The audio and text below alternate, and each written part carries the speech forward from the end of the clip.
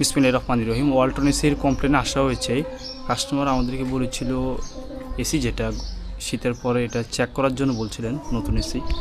তো আমরা কালকে আসার পর এটা চেক করে দেখতে পাই যে এটাতে গ্যাসের যে পরিমাণ একেবারে কোনো গ্যাস নেই। তো কালকে আমাদের কাছে প্রেশার দেওয়ার মেশিন ছিল না, বাকি আজকে প্রিপারেশন নিয়ে আসি। প্রেশার হোল্ডে রাখার পর এখানে জয়েন্টগুলো আগে টেস্ট করি। আউটডোর সাইডের জয়েন্ট যেটা পারফেক্ট রয়েছে, ইনডোর সাইডে এখানে ইউনিয়নের এখানে যে জয়েন্ট সেটা টেস্ট করতে গিয়ে দেখি যে জয়েন্টের এখানে লিক।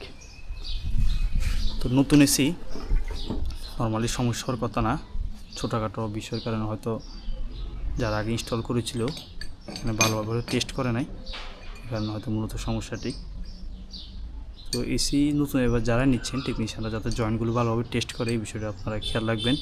যদি সূক্ষ্ম লিকও থাকে, যদি দৈনিক যদি 1 গ্রাম করেও যদি গ্যাস লিক হয়, তাহলে মোটামুটি 1 বছরের মধ্যে পুরো এসি মোটামুটি খালি হয়ে যায়। বা 2-3 গ্রাম করে যদি গ্যাস যদি লিক হয়, তাহলে আস্তে আস্তে যে এসি যে ঠান্ডা যেটা সেটা ছেড়ে দিবে, আর গ্যাস যেটা একবার হচ্ছে বের হয়ে যাবে আর কি। তো আমরা এই বিষয়টা খেয়াল রাখবো, জয়েন্টগুলো টেকনিশিয়ান যাতে ভালোভাবে চেক করে।